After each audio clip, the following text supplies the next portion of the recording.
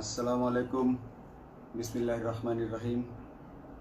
আমি বাংলাদেশ পুলিশের একজন কর্মকর্তা এসআই মাসুদ রানা। আমি আপনাদের কাছে কিছু তথ্য তুলে ধরতে চাই, যেটা বাংলাদেশের মানুষ অনেক দিন ধরেই জানে না, বা তারা এই প্রশ্নের উত্তর খুঁজছে অনেক বছর ধরে, কিন্তু কোনো উত্তর খুঁজে পায়নি। আজকে যাকে সেনাবাহিনী থেকে অব্যাহতি দেওয়া হলো, মেজর জেনারেল জিয়াউল হাসান, যিনি এনটিএমসির প্রধান ছিলেন এবং তিনি র্যাবের অতিরিক্ত পরিচালক ছিলেন। অতিরিক্ত পরিচালক অপারেশন। তিনি মেজর থাকতেই র্যাবে ছিলেন এবং বাংলাদেশে যত গুম খুন হয়েছে, বিএনপি সহ অন্যান্য যারা অ্যাক্টিভিস্ট, সেই গুম খুনের সাথে জড়িত এই জিয়াউল হাসান। অনেক নেতাদেরকেই র্যাবের কালো গাড়িতে করে সিভিলে ধরে আনা হতো, এনে র্যাব ওয়ানের গোপন আস্তানায় তাদেরকে আটক রাখা হতো। এরপর তাদেরকে সময় মতো অজ্ঞাত স্থানে নিয়ে তাদেরকে হত্যা করা হতো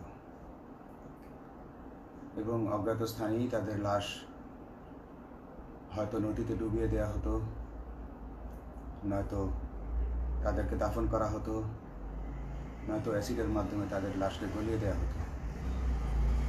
আমি 2014 অক্টোবর থেকে 2017 ডিসেম্বর পর্যন্ত র্যাব সদর দপ্তরে কর্মরত ছিলাম।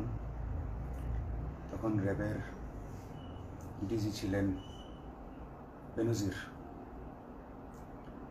যিনি আজকে দেশের হাজার হাজার কোটি টাকা চুরি করে, পুলিশের হাজার হাজার কোটি টাকা চুরি করে পালিয়ে গেছেন বিদেশে। তো আমি দেখেছি অনেক মানুষকে কিভাবে অন্যায়ভাবে গ্রেফতার করে নিয়ে গুম করে রাখা হতো। আমি রিসেপশনে ডিউটি করতাম। গুম হয়ে যাওয়া মানুষের স্বজনেরা আমার কাছে আসতো, কিন্তু আমাদেরকে কঠোর নজরদারিতে রাখা হতো।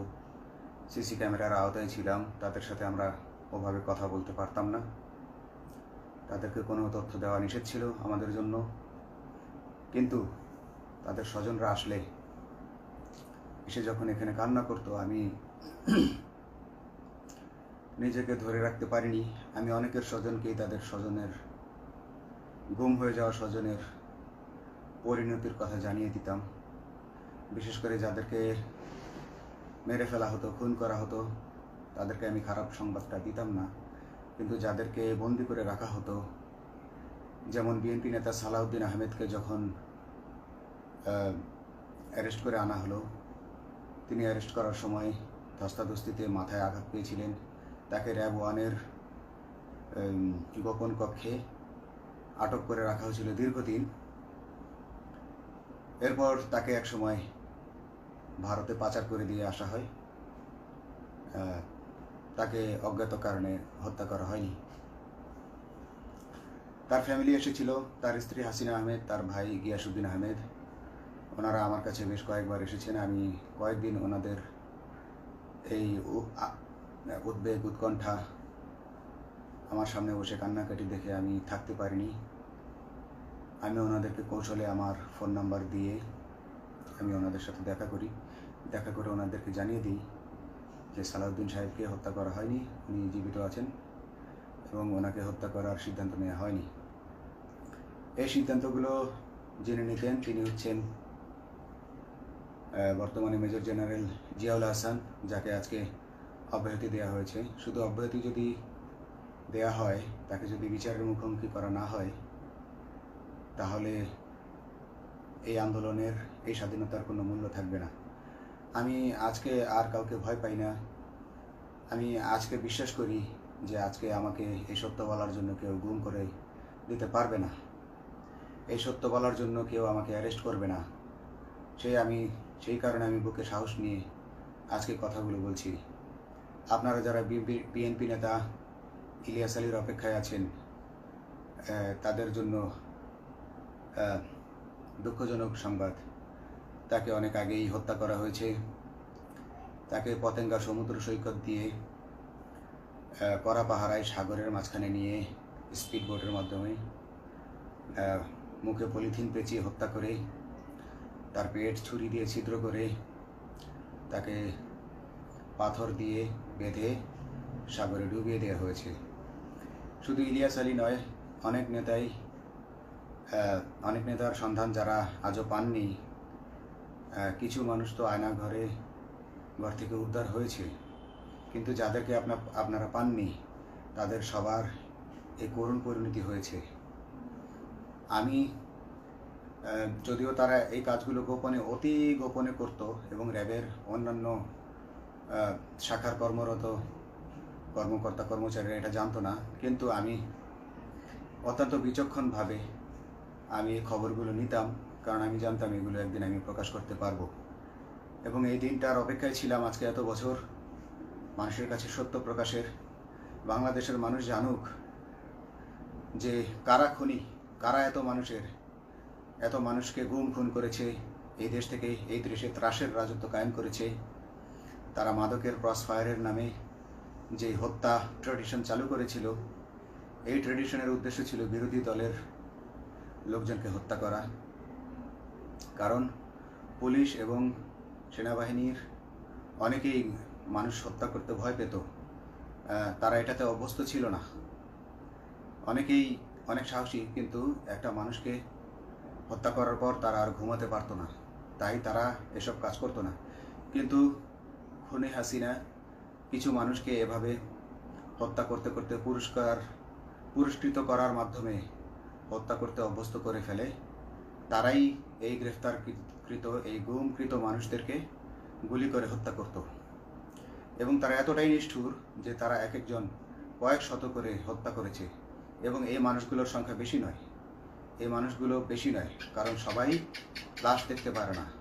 একটা মানুষকে খুন করার পর লাশের যে ছটফটানি এবং মাথায় গুলি করার পর মাথার যে বিকৃত অবস্থা, এই জিনিসগুলো আমাদের অনেকেই আমরা সহ্য করতে পারি না। তাই আমাদের মধ্য থেকে কিছু হায়নাকে বেছে নিয়ে তারা একটা টিম গঠন করে, তাদেরকে র্যাব সদর দপ্তরে বেনজির আহমেদ প্রতি মাসে পুরস্কার দিতে ডাকতেন। এবং প্রত্যেকটা র্যাবের বিভিন্ন শাখায় এরকম দু একজন রাক্ষস ছিল যারা মানুষকে শ্যুট করত, গুলি করত, হত্যা করত এবং গুম করত।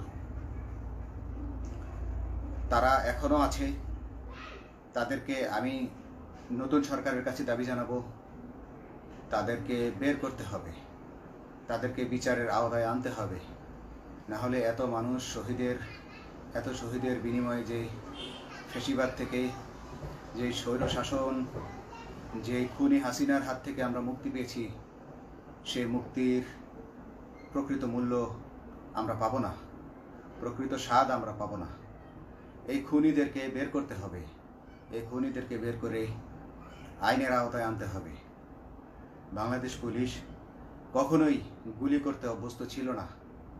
আপনারা জানেন একসময় পুলিশ যে গুলি করতো না, এটা নিয়ে অনেক ব্যঙ্গচিত্র ছাপা হতো পত্রিকাগুলোতে, যে গুলি না করতে গুলি খেলনার বন্দুকে পরিণত হয়েছে।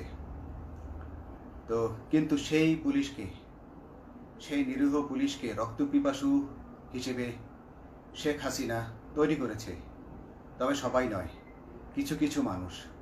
আপনারা দেখেছেন এবং এই আন্দোলনের ভিডিও ফুটেজ দেখলেও দেখবেন যে কয়েক শত পুলিশের মধ্যে কেবলমাত্র কয়েকজনই জনতার দিকে গুলি ছুড়ছে। তো আপনারা ঢালাওভাবে পুলিশকে আপনাদের আক্রমণের নিশানা বানাবেন না। নতুন সরকার অবশ্যই এর বিচার করবে। আমি আশাবাদী নতুন সরকারের কাছে। তারা যদি আমার কাছে কোনো তথ্য চায়, আমি তথ্য দেব ইনশাল্লাহ। এবং এই খুনিদেরকে, এই রাক্ষসদেরকে বের করতে হবে। প্রতিটি গুমের, প্রতিটি হত্যার সুষ্ঠু তদন্ত করলে এগুলো বের হয়ে আসবে বলে আমি আশা করি। এবং আমি চাই এরা ধরা পড়ুক, এদের বিচার হোক, না হলে এরা যুগে যুগে এই রাক্ষস যুগে যুগে রয়ে যাবে, আমাদের মাঝেই তারা লুকিয়ে থাকবে এবং যুগে যুগেই তারা মানুষের রক্ত পান করেই যাবে। পুলিশ বাহিনী মানুষকে সেবা করবে, এটাই হওয়া উচিত পুলিশের ধর্ম।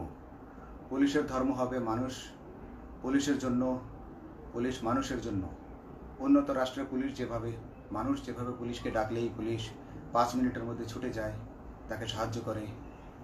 আমরা বিভিন্ন ভিডিওতে দেখি যে পুলিশ হাঁসের বাচ্চাকে রাস্তা পার করে দিচ্ছে, একজন অন্ধ মানুষকে রাস্তা পার করে দিচ্ছে। বাংলাদেশের পুলিশ এমনটাই করতে চায়, আমরা এমনটাই করতে চাই, কিন্তু সেই পরিস্থিতিতে আমাদেরকে রাখা হয়নি। আমাদেরকে রাখা হয়েছে দৌড়ের উপর, আমাদেরকে রাখা হয়েছে বিভিন্ন অন্যায় কাজের উপর, বিভিন্ন অন্যায় আদেশের উপর। কেউ যারা মেনেছে তারা ভালো ভালো জায়গায় পোস্টিং নিয়ে থেকেছে, যারা মানেনি তাদেরকে খারাপ খারাপ জায়গায় পোস্টিং দেওয়া হয়েছে, কারো চাকরি হয়ে হারিয়েছে, কাউকে সাসপেন্ড করে রাখা হয়েছে। আমি নিজেও একজন এমন বৈষম্যের শিকার, অন্যায় মিথ্যা মামলার শিকার হয়ে আমি নিজেও বর্তমানে সাসপেনশন অবস্থায় আছি। এবং এই সাসপেনশন অবস্থায় থেকে আমি আল্লাহর কাছে শুকরিয়া জানাই, কারণ এই সাসপেনশন থাকার কারণে আমি ছাত্র জনতার আন্দোলনের সাথে সংযুক্ত হতে পেরেছি। আমি সবসময় আল্লাহর কাছে দোয়া করেছি যে আল্লাহ, তুমি আমাকে মুজাহিদ হিসেবে কবুল করো, আমাকে জিহাদ করার তৌফিক দান করো এবং আমাকে শহীদী মৃত্যু দান করো। এবং আল্লাহ আমার দোয়া কবুল করেছেন। আমি ছাত্র জনতার সাথে এই জিহাদে অংশগ্রহণ করেছি, ছাত্র জনতা সফল হয়েছে। আমি গর্বিত আমি এই আন্দোলনে একজন পুলিশ অফিসার হয়েও আমি অংশগ্রহণ করতে পেরেছি। তো যাই হোক, আমি চাইব যে বাংলাদেশ পুলিশের, র্যাবের যে সকল কর্মকর্তা অগণিত মানুষের গুম খুনের সাথে জড়িত ছিল তাদেরকে ধরা হোক, তাদেরকে আইনের আওতায় আনা হোক। আমাদের মতো অনেক অফিসার আছি যারা এসব কুকর্মের সাক্ষী, আমরা সাক্ষ্য দেব। আমরা এখন আর ভয় পাই না। আমরা আসলে যে ভয় পেয়েছি তা নয়, আমাদের বাহিনীতে টিকে থাকাটা জরুরি ছিল। জনগণের স্বার্থেই আমাদের বাহিনীতে থাকা জরুরি ছিল, কারণ আমরা যদি বাহিনী থেকে আউট হয়ে যেতাম তাহলে এসব তথ্য আমরা জানতে পারতাম না এবং জনতার কাছে পৌঁছাতে পারতাম না। জনতার কথা বলতে হলে, জনতার সাথে থাকতে হলে আমি পজিশনেও থাকতে হবে। এই জন্য অনেক কিছুই প্রকাশ করিনি, কারণ আপনারা ভালো মতোই জানেন যে অনেক সেনাবাহিনীর মেজরকেও গুম করে দেওয়া হয়েছে যারা মুখ খুলেছে। আমি তো একজন সামান্য সাব ইন্সপেক্টর, আমাকে গুম করে দেওয়া তাদের 1 সেকেন্ডের ব্যাপার ছিল। তো আমি এখন বিশ্বাস করি যে এখন সেই দিন, সেই কালো মেঘ সরে গেছে আকাশ থেকে, আকাশ মুক্ত হয়েছে, এই দেশ জালিমের শাসন থেকে মুক্ত হয়েছে। আল্লাহ তাআলা আমাদের উপর রহমত বর্ষণ করেছে। অগণিত মুসলিমের দোয়া আল্লাহ তাআলা কবুল করেছেন, অগণিত 18 কোটি মানুষের দোয়া আল্লাহ কবুল করেছেন।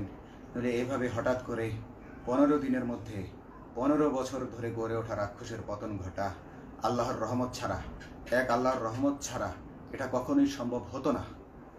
আমি আল্লাহর উপর ভরসা রেখে বলছি, আপনারা নতুন প্রশাসনকে ঢেলে সাজান, পুলিশ বাহিনীকে ঢেলে সাজান। এই সিস্টেমের মধ্যেই, পুলিশের এই সিস্টেমের মধ্যেই গণ্ডগোল আছে, নিয়োগের মধ্যে গণ্ডগোল আছে। আপনারা এই সিস্টেমগুলো পরিবর্তন করুন, আপনারা এই সিস্টেম পরিবর্তনে সাহায্য করুন এবং পুলিশ ডিপার্টমেন্টে যত ডিপার্টমেন্টাল পরীক্ষা আছে এগুলো তুলে দেন। এই ডিপার্টমেন্টাল পরীক্ষাগুলোর মাধ্যমে আমাদের ঊর্ধ্বতনরা আমাদের গলা সবসময় চিপে ধরে রাখে, ঠিক আছে? সেজন্য আমরা তাদের কাছে সবসময় আটকা থাকি। এই জন্য আমরা অনেক কিছু বলতে পারি না, অন্যায়ের প্রতিবাদ করতে পারি না। তো এই সিস্টেম পরিবর্তন জরুরি। ডিপার্টমেন্টে কোনো পরীক্ষা থাকা যাবে না। কনস্টেবল হতে যারা একটা নির্দিষ্ট সময় পর তার বিভিন্ন কোর্স করানোর মাধ্যমে তার প্রমোশন হতে হবে। সাব ইন্সপেক্টরে ভর্তি হয়ে 5 বছর পর ইন্সপেক্টর হিসেবে পদোন্নতি পাবে, তার 5 বছর পর সহকারী পুলিশ সুপার হিসেবে পদোন্নতি পাবে। এভাবে আইন পরিবর্তন করতে হবে। তাদেরকে দক্ষ করে গড়ে তোলার জন্য বিশেষ কোর্সের আয়োজন করতে হবে এবং সৎভাবে বাঁচার জন্য সঠিক বেতন কাঠামো এবং ভালো কাজের জন্য পুরস্কার এর ব্যবস্থা করতে হবে। বিভিন্ন যে চোরাই মাল মাদক উদ্ধারের জন্য সেক্ষেত্রেও বিশেষ পুরস্কারের ব্যবস্থা থাকতে হবে এবং বাসস্থান এবং যানবাহন, পুলিশের যেই ব্যয়টা হয় সেটা হচ্ছে বাসস্থান এবং যানবাহন। পুলিশ আমরা নিজের বেতনের টাকা দিয়ে মোটরসাইকেল কিনে চাকরি করতে হয়, এই বিষয়টা যেন না করতে হয় এবং সরকারি বাসস্থান যদি আমাদেরকে দেওয়া হয় তবে আমরা বেতনের টাকা দিয়ে আমরা মানুষকে সেবা দিতে পারবো, সৎভাবে চলতে পারবো এবং দেশের মানুষকে সন্তুষ্ট করতে পারবো ইনশাল্লাহ। তো আমি আপনাদেরকে প্রথমে যেই তথ্যগুলো দিয়েছি গুম খুনের বিষয়ে, আপনারা এই তথ্যগুলো অনুসন্ধান করুন, অনুসন্ধানে টিম গঠন করুন। প্রত্যেকটা গুম খুনের বিচার হতে হবে এই দেশে। যারা আটক ছিলেন অনেকেই হয়তো এখন আয়নাঘর থেকে মুক্তি পেয়েছেন, কিন্তু যারা দুর্ভাগ্যের শিকার হয়ে মৃত্যুবরণ করেছেন তাদের আত্মীয় স্বজনরা, তাদের প্রতি আমার সমবেদনা রইল। তারা জোর দাবি তুলুন, তারা সবাই সরকারের কাছে আপনাদের পরিবার পরিজনের নিখোঁজ হওয়ার বিষয়টি তুলে ধরুন, আপনারা জোর দাবি জানান এবং গুম খুন তদন্তে একটি তদন্ত কমিটি গঠন করা হোক, যেখানে কোনো পুলিশ বা সেনাবাহিনীর সদস্য থাকবে না। এটা হতে পারে বিচার বিভাগীয় তদন্ত বা অন্য কারো মাধ্যমে, কিন্তু এই হায়নাদের এই খুনিদেরকে বের করুন, বের করে এদেরকে শাস্তির আওতায় আনুন, তবেই এই তারা তাদের তাদের বলিদান সফল হবে। আসসালামু আলাইকুম।